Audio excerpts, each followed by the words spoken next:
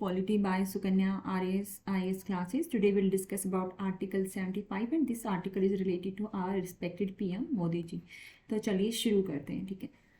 तो 75 ये बोलता है कि other provisions as to ministers. इसमें टोटल जब कॉन्स्टिट्यूशन लागू हुआ था उस टाइम पे इसके 71 क्लॉज से लेके 75 क्लॉज 1 से लेके 75 6 है. उसके बाद में इसमें 75 1 capital A and 75 capital B ये न्यू क्लॉजेस इसमें ऐड किए गए थे, वो भी 91st कॉन्स्टिट्यूशन अमेंडमेंट द्वारा. ठीक है. तो हम बात करते हैं आर्टिकल 75 के क्लोज 1 में क्या लिखा हुआ है. ठीक है. आर्टिकल 75(1) ये बोलता है कि prime minister shall be appointed by the president and the other ministers shall be appointed by the president, लेकिन on the advice of PM minister. ये जो लाइन है ना, इसमें सारा लिखा हुआ है. सिंपल लग रहा है बट ये इतना सिंपल ये है नहीं आर्टिकल. तो अब हम बात करते हैं कि जो prime minister shall be appointed by the president. ठीक है. ये तो लिखा हुआ है कॉन्स्टिट्यूशन में, बाकी कॉन्स्टिट्यूशन में इस लाइन के अलावा कुछ नहीं लिखा हुआ है. ठीक है. तो लेकिन जो प्रैक्टिकल में क्या होता है हमारा, क्योंकि हमारे यहाँ पे पार्लियामेंट्री फॉर्म ऑफ गवर्नमेंट है. ठीक है. पार्लियामेंट्री फॉर्म ऑफ गवर्नमेंट है, ये बात आपको पता है. ठीक है. पार्लियामेंट्री फॉर्म ऑफ गवर्नमेंट में यही होता है कि जो मेजोरिटी विनिंग पार्टी होती है ना लोकसभा में, जो सबसे ज़्यादा सीटें लेके आती है, उसके लीडर को पीएम अपॉइंट किया जाता है. पार्टी के लीडर को. ठीक है. अब देखो बीजेपी है, बीजेपी की सबसे ज़्यादा सीट्स लेके आई थी. ठीक है. कांग्रेस तो 10% सीट्स भी सिक्योर नहीं कर पाई थी. तो जो बीजेपी है वो लोकसभा में काफ़ी सीट्स लेके आई. ठीक है. तो बीजेपी के लीडर कौन है? मोदी जी. लोगों ने उन्होंने प्रधानमंत्री के रूप में पसंद किया, तो इनके लीडर कौन है? पीएम मोदी जी. ठीक है. तो जो मेजॉरिटी विनिंग पार्टी है, जो पार्टी सबसे ज़्यादा लोकसभा में सीट्स लेके आती है, राज्यसभा में चाहे आप पूरी लेके आ जाओ नहीं तो भी पार्लियामेंट्री फॉर्म ऑफ गवर्नमेंट के अनुसार आपके लीडर को पीएम नहीं बनाया जाएगा. ठीक है. अगर लोकसभा में आप मेजॉरिटी विनिंग पार्टी हो, लोकसभा में आप सबसे ज़्यादा सीट्स लेके आते हो, तो आपके लीडर को पीएम बनाया जाएगा. ठीक है. इस बात का ये मतलब है. ठीक है. और दूसरा एक इसमें ये चीज़ लिखा हुआ है कि other ministers shall be appointed by the president on the advice of the PM. ठीक है. इसमें 100% हमारे जो मोदी जी है ना, मोदी जी ही डिसाइड करेंगे उनको कौन मिनिस्टर, उनको कैबिनेट मिनिस्टर चाहिए. ठीक है. किस मिनिस्टर को वो कैबिनेट मिनिस्टर का दर्जा देंगे, किसको वो स्टेट मिनिस्टर इंडिपेंडेंट चार्ज देंगे. ठीक है. किसको स्टेट मिनिस्टर बनाएंगे. ठीक है. किसको वो डिप्यूटी मिनिस्टर बनाएंगे. ठीक है. डिप्यूटी मिनिस्टर बनाएंगे. डिप्यूटी मिनिस्टर तो है नहीं बीजेपी में. ठीक है. ये 4th लेवल है, ये नहीं है. और ये 3rd टाइप है. ठीक है. ये नहीं है मोदी जी गवर्नमेंट में. तो इसमें 100% मोदी जी की चलती है. ठीक है. इसमें फुल पावर है उनके पास. ठीक है. डिस्क्रिशन है. ठीक है. उनके पास, मोदी जी के पास. ठीक है. वो जिसको चाहे उसको वो इसमें मिनिस्टर बना सकते हैं. उसका नाम वो देंगे राष्ट्रपति को, राष्ट्रपति जस्ट उनको अपॉइंट करेंगे. ठीक है. इस पर क्वेश्चन भी पूछा गया यूपीएससी में, तो मैं क्वेश्चन मैं आपके सामने लेके आती हूँ. Which one of the following statement is correct. काफ़ी 1996 का है. ठीक है. The prime minister of is free to choose his ministers only from among those who are member of either house of the parliament. नहीं, गलत है. Can choose his cabinet colleague after due counselling by the president of India in this regard. ये भी गलत है. ठीक है. Has full discretion in the choice of persons who are to serve as minister in his cabinet. This is true. Has only limited powers in the choice of his cabinet colleagues because of the discretionary powers vested with the president. नहीं, president के पास कोई power नहीं. President बस appoint करते हैं और नाम उनको एडवाइस कौन करेगा? पीएम करेंगे. ठीक है. तो इसका आंसर ये होगा, has full discretion in the choice of person who are to serve as minister in the cabinet. इसमें किसी की नहीं चलती, मोदी जी की ही चलती है. मोदी जी जिसको चाहे उसको मिनिस्टर बना सकते हैं, चाहे वो उस टाइम पे राज्यसभा या हमारे लोकसभा का मेंबर ना हो, बट विद इन 6 मंथ तो बनना पड़ेगा, बट बना सकते हैं. ठीक है. इनमें 100% होनी की चलेगी. अब हम बात करते हैं क्वालिफिकेशन ऑफ फॉर पीएम. ठीक है. हमारा जो कॉन्स्टिट्यूशन है उसमें अलग से कहीं नहीं लिखा हुआ कि पीएम की क्या क्या क्वालिफिकेशन होगी. पीएम क्वालिफिकेशन के बारे में कहीं पे भी कुछ भी नहीं लिखा हुआ. जो बाकी जो मिनिस्टर्स की जो क्वालिफिकेशन है ना, मिनिस्टर्स की, अगर आपको लोकसभा में मिनिस्टर बनना है तो you should be 25 years of age, आपको राज्यसभा में बनना है तो 30 ईयर्स ऑफ एज, कोई ऑफिस ऑफ प्रॉफिट नहीं होना चाहिए, आपको पता है, हम आगे पढ़ेंगे, ठीक है। तो वही जो मिनिस्टर्स वाली जो क्वालिफिकेशन होती है वही हमारे पीएम के लिए भी लागू होती है, ठीक है। अलग से कुछ नहीं लिखा हुआ कि पीएम के लिए इतना एज होना चाहिए, वो होना चाहिए, नहीं। मिनिस्टर्स वाली हैं जो भी क्वालिफिकेशन, वही बस एक क्वालिफिकेशन है जो फुलफिल होनी चाहिए। क्या, अब मान लो मैं आपसे क्वेश्चन पूछ लूँ कि जो पीएम है वो he should be a member of Lok Sabha, he should be member of Rajya Sabha, he shouldn't be member of neither Lok Sabha no Rajya Sabha, and he should be leader of majority winning party, leader of winning party, ठीक है। He should be, इसका answer ये होगा, ठीक है। He should be leader, बस PM बनने के लिए एक ही क्वालिफिकेशन जरूरत, he should be a leader of winning party initially, ठीक है। जैसे मोदी जी हैं, ठीक है, उनकी पार्टी बीजेपी है, ठीक है, बीजेपी मेजोरिटी में आई, ठीक है, वो विनिंग पार्टी थी, तो उनके लीडर कौन थे? मोदी जी, तो मोदी जी पीएम बनेंगे और कोई थोड़ी ना पीएम बनेगा। तो स्टार्टिंग में यही एक क्वालिफिकेशन चाहिए होती है पीएम बनने के लिए, क्योंकि पार्लियामेंट्री फॉर्म ऑफ गवर्नमेंट में ऐसे ही होता है। अब मैं और कॉन्सेप्ट में एक्सप्लेन करना चाहती हूँ, concept of speaker, deputy speaker and leader of Lok Sabha and the leader of opposition. इसमें इतना कन्फ्यूजन रहता है ना स्टूडेंट्स को, जब हम प्रिपरेशन करते थे हमें भी बहुत कन्फ्यूजन रहता था। बट ये बहुत ईजी है, इतना डिफिकल्ट नहीं है कि इसमें कोई कन्फ्यूजन हो, ठीक है। आपको भी पता है कॉन्सेप्ट ऑफ स्पीकर, ये हम बाद में ये अलग से टॉपिक आए उसके बारे में पढ़ेंगे। बस अभी हम ये जानेंगे कि कौन है अभी, ठीक है। एक डिप्यूटी स्पीकर, ये 4 पोस्ट होती हैं लोकसभा में, 4 पोस्ट है। तो अभी हम लीडर ऑफ लोकसभा के बारे में हम जानेंगे और लीडर ऑफ अपोजिशन, ठीक है। आपको पता है अभी लीडर ऑफ अपोजिशन कोई भी नहीं है, ठीक है। लास्ट टाइम सुषमा स्वराज थे, जब हमारे यूपी गवर्नमेंट थी, जब हमारे कांग्रेस की सरकार थी, ठीक है, उस टाइम पे सुषमा स्वराज थी। उनके बाद कोई लीडर ऑफ अपोजिशन बन ही नहीं पाए, क्योंकि वो जितनी भी पॉलिटिकल पार्टीज हैं बीजेपी के बाद कोई भी 10% सीट्स लेके ही नहीं आ पाए, ठीक है। इतनी बुरी हालत हो गई है कांग्रेस की। तो आपको लीडर ऑफ अपोजिशन अपॉइंट करने के लिए आपको कम से कम 10% लोकसभा में सीट्स को आपको सिक्योर करनी पड़ेंगी, लेकिन कोई भी पार्टी नहीं कर पाई। हाँ, कांग्रेस सेकेंड बिगेस्ट पार्टी है बीजेपी के बाद, लेकिन 10% सीट्स नहीं है। 10% सीट्स अगर होंगी तभी वो लीडर ऑफ अपोजिशन को अपॉइंट कर सकते हैं। ये कॉन्सेप्ट बहुत इंपॉर्टेंट है, ध्यान में रखना। इसीलिए जो लीडर ऑफ अपोजिशन है ना, इसकी पोस्ट खाली पड़ी है, कोई नहीं है लीडर ऑफ अपोजिशन, ठीक है। लीडर ऑफ लोकसभा, ठीक है, लीडर ऑफ लोकसभा अभी कौन है? अभी लीडर ऑफ लोकसभा कौन है? ये हमेशा जो विनिंग पार्टी होगी उनके ही मेंबर होंगे, ठीक है, विनिंग पार्टी के ही मेंबर होंगे। अभी हमारे पीएम जी हैं। पीएम जिस हाउस का मेंबर होगा ना, वो उसी हाउस का लीडर होगा। पीएम अभी हमारे लोकसभा से मेंबर हैं, ठीक है, वाराणसी उनकी जो कॉन्स्टिट्यूएंसी वहाँ से वो चुनाव जीते हैं, ठीक है, तो लोकसभा के मेंबर हैं, ठीक है, लोकसभा एमपी है वो, ठीक है, इसीलिए वो लोकसभा के नेता हैं, ठीक है। अगर हमारे मोदी जी, अगर प्रधानमंत्री मोदी जी अगर वो राज्यसभा से एमपी होते तो वो राज्यसभा के नेता होते, लीडर ऑफ हाउस, ठीक है। लीडर ऑफ अपोजिशन पार्टी को लीडर ऑफ हाउस से कंफ्यूज नहीं करना है, ठीक है, लीडर ऑफ लोकसभा से कंफ्यूज नहीं करना है। मोदी जी अभी लोकसभा के एमपी हैं, इसलिए वो लोकसभा के नेता हैं। अगर मोदी जी राज्यसभा से एमपी होते तो वो राज्यसभा के नेता होते, ठीक है। इसमें कंफ्यूज होने वाली बात नहीं, ये कॉन्सेप्ट काफ़ी इंपॉर्टेंट, लेकिन काफ़ी लोग कंफ्यूज रहते हैं क्योंकि बुक्स में ऐसे लिखा कि प्रधानमंत्री लोकसभा का नेता होते। नहीं, दिस इज रॉन्ग। प्रधानमंत्री लोकसभा का नेता नहीं होता। प्रधानमंत्री जिस हाउस का मेंबर होगा, अगर वो लोकसभा का मेंबर है तो वो लोकसभा का ही नेता होगा। अगर हमारे प्रधानमंत्री राज्यसभा से हैं तो वो राज्यसभा के नेता होंगे, ठीक है। अभी कोइंसिडेंसली अभी हमारे मोदी जी वो लोकसभा से के जो मेंबर हैं तो वो लोकसभा के नेता हैं, ठीक है। ऐसा नहीं है, जब मनमोहन जी वो प्राइम मिनिस्टर थे उस टाइम पे वो राज्यसभा के एमपी थे, तो राज्यसभा की वो नेता थे, ठीक है। लोकसभा के नेता कोई और था, ठीक है, बट विनिंग पार्टी का ही होगा हमेशा, ठीक है। लोकसभा का नेता हो चाहिए वो राज्यसभा का नेता, दोनों विनिंग पार्टी से होंगे, ठीक है।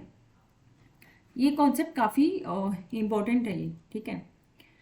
अब इसको और मैं क्लियर कर देती हूँ। मोदी जी हैं, ठीक है, वो लोकसभा के नेता है बिकॉज वो लोकसभा के मेंबर हैं। प्रधानमंत्री जिस सदन का, जिस हाउस का मेंबर होगा वो उसी हाउस का लीडर भी होगा, नेता भी होगा, ठीक है। और जो leader of majority winning party है ये तो मोदी जी होंगी, क्योंकि बीजेपी के लीडर हैं और इनकी गवर्नमेंट जीत के आई है, ठीक है, तो ये उनके लीडर हैं, ठीक है। अब हम मनमोहन जी की बात करते हैं, वो हमारे 10 ईयर्स 4 डेज के लिए पीएम रहे हैं हमारे 2 टर्म के लिए, ठीक है। बट वो राज्यसभा से एमपी थे, तो वो राज्यसभा से एमपी से थे, तो वो राज्यसभा के मेंबर थे, तो वो नेता भी राज्यसभा के, क्योंकि पीएम जिस हाउस का मेंबर होता है वो उसी हाउस का नेता भी होता है, ठीक है। तो इसमें कंफ्यूज नहीं, कई लोगों को लगता है कि जो सारे जो हमारे प्राइम मिनिस्टर हैं वो लोकसभा से ही थे, नहीं। ऐसे अभी तक टोटल 4 हमारे प्राइम मिनिस्टर ऐसे बने हैं जो हमारे राज्यसभा से नेता थे, राज्यसभा से एमपी थे। एक तो मैंने मनमोहन सिंह जी का एग्जाम्पल आपको दे दिया, मैं बाकी और आपको एग्जाम्पल देती हूँ, ठीक है। जैसे हमारे इंदिरा गांधी, वो 1966 में लाल बहादुर शास्त्री जी की डेथ के बाद बनी थी, लेकिन उस टाइम पे वो लोकसभा की मेंबर नहीं थी, ठीक है। वो उस टाइम पे राज्यसभा की एमपी थी उत्तर प्रदेश से, ठीक है, 24 जनवरी 1966 तक, ठीक है, यहाँ तक वो रही थी, पीएम रही थी, ठीक है। तो she was a member of Rajya Sabha, और बाद में जब इलेक्शंस हुए 1967 में, उस टाइम पे जब ये बनी थी लोकसभा की मेंबर बनी थी, तो जब वो लोकसभा की मेंबर बन गई तो वो लोकसभा की नेता बनी, ठीक है, लोकसभा की लीडर बनी। तो इसमें कंफ्यूजन नहीं रखना है कोई भी, ठीक है। अब हम बात करते हैं एस डी देवगौड़ा, ठीक है, ये भी राज्यसभा के एमपी थे कर्नाटक से, ठीक है। ये 324 दिन के लिए 324 डेज के लिए पीएम रहे थे, लेकिन ये भी राज्यसभा से थे, तो ये राज्यसभा के नेता थे, ना कि लोकसभा के, क्योंकि प्रधानमंत्री जिस हाउस का एमपी होता है, मेंबर होता है, वो उसी हाउस का नेता होगा, ठीक है। ये इंद्र कुमार गुजराल है, ये भी राज्यसभा से एमपी थे, बिहार से थे, ठीक है। ये भी 330 डेज के लिए थी, 21 अप्रैल 1997 में बने थे, ठीक है, गुजराल। ये भी राज्यसभा से एमपी थे, तो राज्यसभा के ही नेता थे। मनमोहन सिंह का मैंने आपको बता दिया, भी राज्यसभा से नेता थे, तो ये राज्यसभा के ही थे। और इनकी पार्टी कांग्रेस थी, कांग्रेस के पास सबसे ज़्यादा सीटें थी, तो वो विनिंग पार्टी थी, रूलिंग पार्टी थी, तो उनके लीडर ये थे, ठीक है। अब हम बात करते हैं राज्यसभा। राज्यसभा में जो लीडर ऑफ अपोजिशन है, क्योंकि वहाँ पे इनके पास सीट्स हैं इतनी, तो ये हैं कांग्रेस के श्री मल्लिकार्जुन खड़गे, कांग्रेस के, ठीक है। राज्यसभा में का लीडर कौन है? लीडर ऑफ द हाउस, ये बीजेपी के हैं, ठीक है, श्री पीयूष गोयल। और लोकसभा के कौन है? अभी लोकसभा के लीडर ऑफ अपोजिशन तो कोई है नहीं, ठीक है। और लीडर ऑफ लोकसभा कौन है? हमारे मोदी जी, ओके। सो अभी हमें ये काफ़ी इंपॉर्टेंट कॉन्सेप्ट है लीडर्स ऑफ अपोजिशन, ठीक है। मैंने बताया लास्ट सुषमा स्वराज थी, उस इतने टाइम के लिए रही थी 5 ईयर्स, ठीक है। और उस टाइम पे हमारी कांग्रेस की गवर्नमेंट थी, उसके बाद तो 2014 के बाद तो हमारी बीजेपी की गवर्नमेंट आ गई। उसके बाद तो कांग्रेस की इतनी बुरी हालत है कि वो 10% सीट सिक्योर नहीं कर पाई, तो लीडर ऑफ अपोजिशन तो कोई अपॉइंट नहीं कर सकते, ठीक है।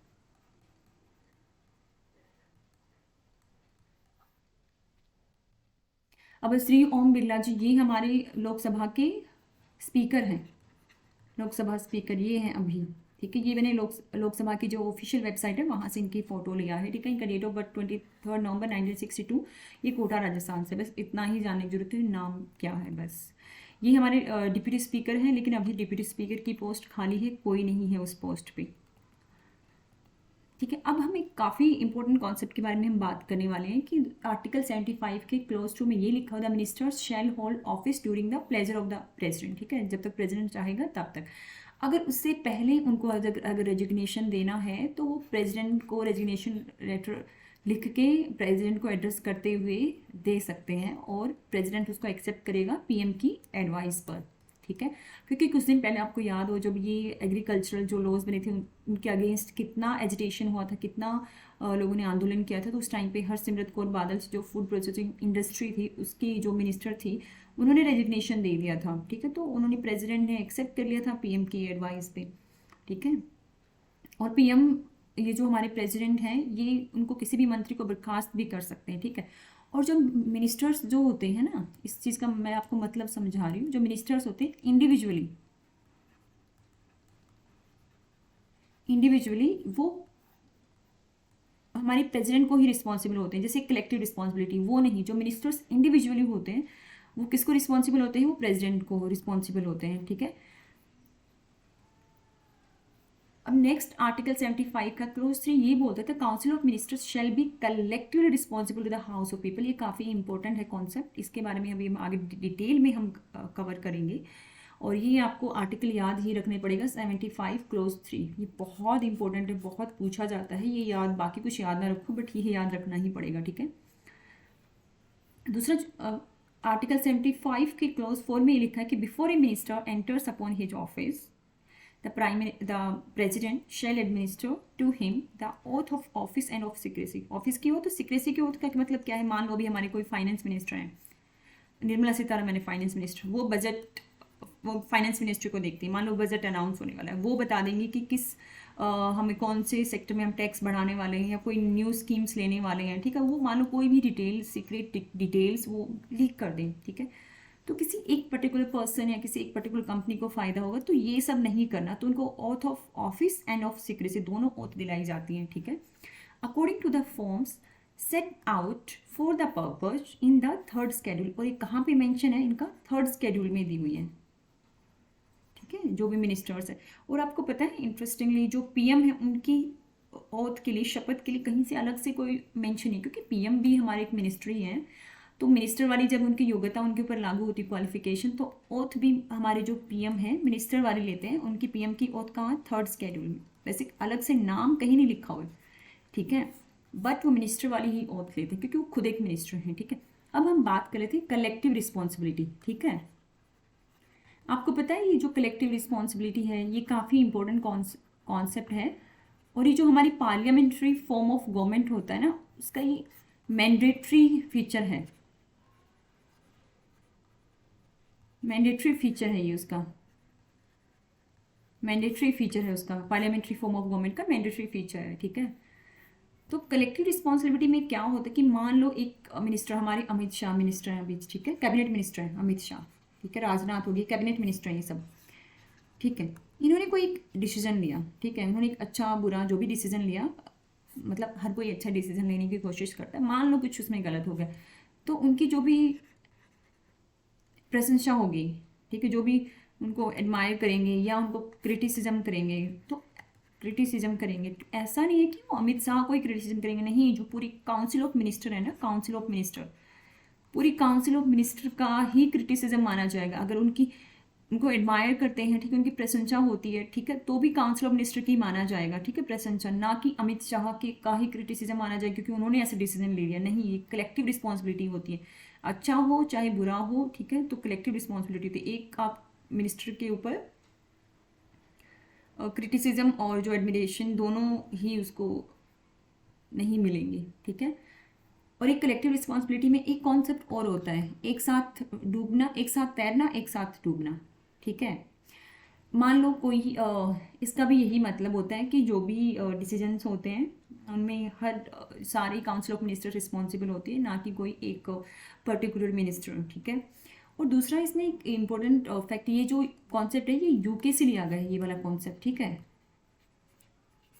यूके से कॉन्सेप्ट लिया गया है। और ये जो कलेक्टिव रिस्पॉन्सिबिलिटी है ना, इसके अंडर क्या होता है कि मान लो एक मिनिस्टर है कोई, मान लो अमित शाह जी मान लेते हैं, ठीक है, क्योंकि सब इनका नाम जानते हैं इसलिए, ठीक है। अगर इनके अगेंस्ट अविश्वास प्रस्ताव लाया जाता है, नॉन कॉन्फिडेंस मोशन लाया जाता है, तो वो पूरा काउंसिल ऑफ मिनिस्टर के अगेंस्ट ही माना जाएगा, ऐसा नहीं कि उनके अकेले के अगेंस्ट माना जाएगा, नहीं, ठीक है। लेकिन अगर कोई एक मिनिस्टर रेजिग्नेशन देता है तो ये इसका मतलब ये नहीं है कि पूरी काउंसिल ऑफ मिनिस्टर को रेजिग्नेशन देना होगा। हाँ, अगर पीएम वो अगर रेजिग्नेशन देते हैं तो हमारे जो काउंसिल ऑफ मिनिस्टर है, पूरी काउंसिल ऑफ मिनिस्टर का रेजिग्नेशन माना जाएगा, क्योंकि काउंसिल ऑफ मिनिस्टर में जितने भी मिनिस्टर्स होते हैं पीएम की एडवाइस पे प्रेसिडेंट ने अपॉइंट किए हैं, इसलिए, ठीक है। ये कुछ बातें पता होनी चाहिए, इसमें से ना क्वेश्चंस बन जाते हैं, ठीक है, ये मैंने लिख दिया इसमें। ये भी मैंने बता दिया, जो हरसिमरत कौर बादल थी, ठीक है, ये ministry of food processing industry की थी, ठीक है। इन्होंने जो एग्रीकल्चरल जो लॉज थे उनके अगेंस्ट इन्होंने रेजिग्नेशन दे दिया था और इन्होंने फार्मर्स को सपोर्ट किया था, तो इनका रेजिग्नेशन एक्सेप्ट हो गया था। बट इसका मतलब ये नहीं है कि जो पूरी काउंसिल ऑफ मिनिस्टर्स थी सबको ही रेजिग्नेशन देना पड़ेगा, माना जाएगा, ऐसा कुछ नहीं होता, ठीक है। हाँ, अगर प्राइम मिनिस्टर ही अपना रेजिग्नेशन दे दे तो पूरी काउंसिल ऑफ मिनिस्टर का रेजिग्नेशन उसको माना जाएगा, ठीक है। एक नेक्स्ट काफ़ी इंपॉर्टेंट ये कॉन्सेप्ट है। अ मिनिस्टर, आर्टिकल 75 के क्लोज 5 में लिखा है, minister who for any period of 6 consecutive month is not a member of either house of parliament shell at the expiration of that period, ठीक है, वो जब 6 महीने खत्म हो जाएंगे ना, सीजेज टू बी मिनिस्टर, वो मिनिस्टर नहीं रहेगा, ठीक है। इसके लिए मैंने ना ममता जी का एग्जाम्पल रखा है, वो हम आगे डिटेल में डिस्कस करेंगे, ठीक है। अगर आपने कोई मिनिस्टर को अपॉइंट कर दिया प्रधानमंत्री जी ने, ठीक है, लेकिन उस टाइम पे वो ना राज्यसभा का मेंबर था ना वो लोकसभा का, किसी को मान लो अमित शाह को उन्होंने कैबिनेट मिनिस्टर बना दिया, बट वो ना तो लोकसभा से मेंबर है ना ही वो राज्यसभा से मेंबर हैं, ठीक है, बट उनको विद इन 6 मंथ उनको या तो राज्यसभा से मेंबर बनना पड़ेगा या उनको लोकसभा से मेंबर बनना पड़ेगा। लोकसभा से मेंबर बनना है तो उनको किसी सीट पे, ठीक है, तो उनको चुनाव जीतना पड़ेगा, ठीक है। राज्यसभा में तो उनको आप नॉमिनेट भी कर सकते हो। The salaries and allowances of ministers shall be such as parliament may from time to time by law determine and until parliament so determine, जब तक पार्लियामेंट ऐसे डिटरमिन करती है, shall be as specified in the second schedule, तो तब तक वो second schedule में ही स्पेसिफाई की जाएंगी, ठीक है। जो इनकी सैलरी अलाउंसेज है वो पार्लियामेंट लॉ बना के टाइम टू टाइम वो चेंज करती रहती है, लॉ बना के उनकी सैलरीज डिसाइड करती है, और जब तक ऐसा वो नहीं करती तब तक उस जो सेकेंड स्केड्यूल में जो स्पेसिफाइड है उसके हिसाब से होंगी, ठीक है। अगर ये मैंने पहले ही बात कर लिया ये ओथ वाला, तो ठीक। अब हम एग्जाम्पल लेते हैं ममता बनर्जी का। आपको पता है ममता जी नंदीग्राम से, अभी जो 2021 में जब इलेक्शंस हुए थे तो वो नंदीग्राम से उन्होंने चुनाव लड़ा था और वो चुनाव अनलकीली हार गई, ठीक है, लेकिन उसके बाद भी वो सीएम बन गई। कैसे? वेस्ट बंगाल में वो सीएम कैसे बन गई? चुनाव तो वो हार गई ना, वो अभी स्टेट की जो वहाँ पे स्टेट काउंसिल तो है ही नहीं, स्टेट की लेजिस्लेटिव काउंसिल तो है ही नहीं वेस्ट बंगाल में, ठीक है, वहाँ पे स्टेट की लेजिस्लेटिव असेंबली है, ठीक है, स्टेट लेजिस्लेटिव असेंबली है। वो सीएम इसलिए बन गई क्योंकि उनकी जो पार्टी थी ना, तृणमूल कांग्रेस, उनकी पार्टी ने सबसे ज़्यादा सीटें हासिल की, उनकी पार्टी विनिंग पार्टी थी, और उन विनिंग पार्टी का जो लीडर होता है वो सीएम या पीएम बन सकता है। ये हम स्टेट लेवल की बात करें, सेंट्रल लेवल पे भी ऐसे ही होता है, स्टेट पे भी ऐसे होता है, तो इस वजह से वो सीएम बन गए। बट सीएम बनने के विद इन 6 मंथ, ठीक है, उनको चुनाव कहीं से इलेक्शन करना पड़ेगा और उनको चुनाव जीतना पड़ेगा। अगर वो नहीं कर पाती हैं ऐसा तो वो 6 महीने के बाद सीएम नहीं रहेंगी, ठीक है। तो इनके केस में ऐसा ही हुआ। तो इनके एक एमएलए थे, नाम तो मुझे भी याद नहीं है, तो उन्होंने इनके लिए एक सीट खाली कर दी, ठीक है। तो फिर उन्होंने इलेक्शन कमीशन पे दबाव बनाया कि वहाँ पे उपचुनाव कराओ, एक सीट, इतनी सारी सीटें खाली हैं, ठीक है। इलेक्शन कमीशन ने वहाँ पे चुनाव किया क्योंकि ये ना सेफ प्ले करते हैं। इनके जो कोई एक जो इनका स्टेट मिनिस्टर होता है ना, वो उसने स्टेप असाइड कर देते हैं वो लोग कि चलो मैं आपके लिए ना सीट खाली कर, वो रेजिग्नेशन दे देते हैं तो वो सीट खाली हो जाती है। वहाँ से इन्होंने चुनाव लड़ा, ठीक है, वहाँ से चुनाव लड़ने के बाद ये जीती, और उसके बाद ये जो स्टेट लेजिस्लेटिव असेंबली की मेंबर बनी, और उसके बाद ये 5 साल तक वहाँ की सीएम रहेंगी, ठीक है। मैंने इनकी वेबसाइट से लिया है कि कौन कौन से पोर्टफोलियो हैं इनके पास। ये देखो न्यूज़ की हेडलाइन ये थी, ठीक है, 3 मई का आर्टिकल है, इसमें लिखा कि Mamata Banerjee has lost in Nandigram but can still became chief. देखो ये हेडलाइन में भी है। तो आप जब कि इलेक्शन वगैरह होते हैं तो आप थोड़ा सा न्यूज़ सुना करो, क्योंकि जो पॉलिटी है ना, it's a very very interesting subject, मुझे बहुत इंटरेस्ट आता है इसमें, ठीक है। क्योंकि ये जो सब्जेक्ट है ना, ये स्टैटिक नहीं है कि बस जैसे हिस्ट्री की तरह, हिस्ट्री तो इतना चेंज नहीं होती, कहीं पे अगर कुछ मिल गया तो थोड़ा बहुत चेंज होता है, ठीक है। बट जो पॉलिटी है ना, आए दिन कुछ ना कुछ सुप्रीम कोर्ट के कुछ ना कुछ वर्डिक्ट आते हैं, कुछ ना कुछ केसेज आते ही रहते हैं, ठीक है, और कुछ ना कुछ चेंज होता ही रहता है। तो पॉलिटी एक डायनामिक सब्जेक्ट है, आपको करंट अफेयर से अपडेटेड रहना ही पड़ेगा। अगर आप पॉलिटी का स्टैटिक पोर्शन और जो करंट अफेयर्स वाला आप साथ में लेके चलोगे ना, तो पॉलिटी पे आप कमांड कर सकते हो। तो देखो इसमें भी लिखा हुआ है कि Mamata Banerjee has to become a member of the legislative assembly within 6 month, ठीक है। She can do so by contesting by polls to any seat left vacant or where polls could not be held for some reason. Often MLAs are asked to step aside to enable their leaders to contest a safe seat। तो इसमें भी ऐसे हुआ, इनके जो MLA थे उन्होंने वहाँ से रेजिग्नेशन दिया, जगह का नाम तो मुझे भी याद नहीं है, और उसके बाद उन्होंने वहाँ से इलेक्शन जीता और उसके बाद वो बन गई एमएलए, ठीक है, member of state legislative assembly का वो बन गई 6 महीने के अंदर अंदर। ये आर्टिकल 64 में ऐसे प्रोविजन लिखा हुआ है, ठीक है। अब तो ये तो हमने काफ़ी पढ़ लिया। इससे पहले मैं आपको थोड़ा सा स्टोरी बताना चाहूँगी। मैंने बताया था ना आर्टिकल 75 में ये नए क्लॉज हैं, ये जो कैपिटल लिखा है इसका मतलब बाद में ऐड किया गया है, ठीक है। ये जो 75 का क्लोज 1A ये बोल रहा है कि the total number of ministers including the prime minister in the council of minister shall not exceed 15%। 15% से ज़्यादा नहीं। पता है क्या हुआ कि जब स्टार्टिंग में, तो आपको पता है इंडियन जो हमारी जो पॉलिटिक्स है वहाँ पे कांग्रेस का दबदबा था, तो काफ़ी सालों तक ऐसी प्रॉब्लम हुई नहीं, क्योंकि कांग्रेस काफ़ी भारी बहुमत से वो सरकार बनाती थी। तो कोलिशन गवर्नमेंट का तो उस टाइम पे इतना चलन था नहीं। तो बाद में 1977 के टाइम पे जब कोलिशन गवर्नमेंट बनना स्टार्ट हुई, तो उस टाइम पे जो एक सीट लेके आया है, 2 सीट लेके आया है, उसको सबको अपने अपने मंत्री बनाने होते थे। हर कोई मिनिस्टर बनना चाहता था, ठीक है, पार्टीज के लोग, ठीक है। तो उस टाइम पे क्या हुआ कि जो ये काउंसिल ऑफ मिनिस्टर्स है ना, बहुत ज़्यादा लोग होने लगे। एक टाइम तो ऐसा है कि जब वाजपेयी की गवर्नमेंट थी तो 97 समथिंग लोग थे, ठीक है। तो इससे क्या होता है ना कि जितने ज़्यादा मिनिस्टर्स उतनी ज़्यादा सैलरीज, अलाउंसेज और उनकी जो भी अदर फैसिलिटीज़ हैं, तो हम जो टैक्स पे करते हैं स्टेट की, हमारी जो कंट्री की में अच्छी अच्छी स्कीम्स लाने के लिए, अच्छा डेवलपमेंट करने के लिए, तो वो ये पैसा तो यहाँ पे जा रहा था। और एक मिनिस्टर को एक से ज़्यादा पोर्टफोलियो दिए जा सकते हैं, इतना मिनिस्टर्स रखने की जरूरत नहीं होती। बट सबको खुश करना है। अब कोलिशन पार्टी 5 पार्टीज मिलके अगर एक सरकार बना रही हैं, तो फिर सबको अपने अपने मंत्री बनाने हैं, ठीक है। तो ये सबको सही नहीं लग रहा था। तो 2000 में क्या हुआ, ये मैंने लिखा भी है आगे। हाँ, तो इन्हें एक नेशनल कमीशन बनाया। उस टाइम पे वाजपेयी की ही सरकार थी, ठीक है, एम एन वेंकट चलैया की चेयरमैनशिप में, ठीक है। जैसे ये हमारे CJI थे, retired chief justice of India थे। ये 22 फरवरी 2000 में, ठीक है। इसने रिपोर्ट दी 31 मार्च 2002 में। तो इसने भी यही बोला कि जो लोकसभा की जो टोटल स्ट्रेंथ होती है, लोकसभा के जो मेंबर होते हैं, उसका 10% से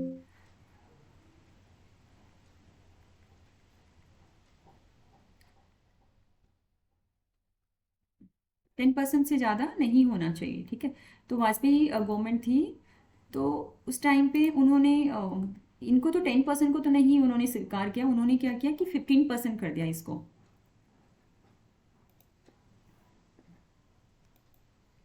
तो उन्होंने 10% वाला तो उन्होंने नहीं रखा। उन्होंने बोला कि भैया हम 15% रखेंगे, ठीक है। तो उसके बाद ये जो प्रोविजन है ना, ये close capital A, it means कि बाद में ऐड किया था। Total number of ministers including the prime minister कितना होना चाहिए, 15% से ज़्यादा नहीं होना चाहिए, ठीक है। ये 91st कॉन्स्टिट्यूशन अमेंडमेंट एक्ट से ये ऐड किया गया, ठीक है। देखो, और ये लागू कब हुआ था, जनवरी 2004 में लागू हुआ था। उसके बाद से प्रोविजन है। और ये आर्टिकल 75 का क्लॉज 1 कैपिटल बी ये बोलता है कि जो भी एंटी डिफेक्शन है, उसमें कुछ प्रोविजंस हैं जो ये हमारे MPs होते हैं उनकी डिस्क्वालिफिकेशन के रिगार्डिंग। अगर कोई एंटी डिफेक्शन लोग, अगर कोई दोषी पाया जाता है, तो वो मिनिस्टर नहीं रहेगा, ठीक है, जब तक कि वो उसका जो पर्टिकुलर पीरियड है वो ख़त्म ना हो जाए, या कोई फ्रेश इलेक्शन होके वो जीत के ना आ जाए, तब तक वो मिनिस्टर नहीं बन सकता है, ठीक है। इसमें ये लैंग्वेज तो काफ़ी थोड़ा सा डिफिकल्ट है, मैंने थोड़ा सिंप्लीफाइड आगे लिखा। और ये भी 91st अमेंडमेंट एक्ट से ही जोड़ा गया था, दोनों ही प्रोविजन, दोनों ही क्लोज, ओके। ये याद रखना, ये काफ़ी इंपॉर्टेंट है ये, ठीक है। ये मैंने बता दिया 91st अमेंडमेंट से जोड़ा गया, ठीक है, ठीक है। क्योंकि वो कैबिनेट बन जाती थी, बहुत ज़्यादा लोग हो जाते थे, ठीक है। और इससे पहले भी प्रोविजन हुआ था। उसमें क्या था कि ये 52nd अमेंडमेंट था, उसमें काफ़ी लूप होल्स थे। आपको पता ही, हम इंडियंस हमें सारे जुगाड़ पता है। तो उसमें उनको रेक्टिफाई करने के लिए 91st ये अमेंडमेंट किया गया था। उसकी वजह से इन्होंने काफ़ी नए आर्टिकल्स अमेंड किए और काफ़ी न्यू इंसर्ट भी किए, ठीक है।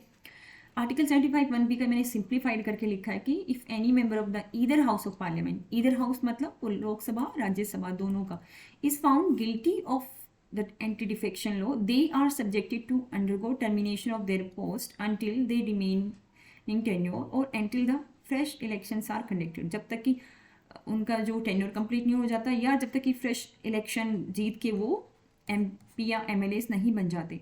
Such members are also unlikely to hold any remunerative post and are banned from serving as a ministers। वो बाकी कोई भी मिनिस्टर नहीं बन सकते और कोई प्रॉफिट वाली पोस्ट नहीं ले सकते हैं, ठीक है। ये मैंने हिंदी में भी लिखा हुआ है, ठीक है।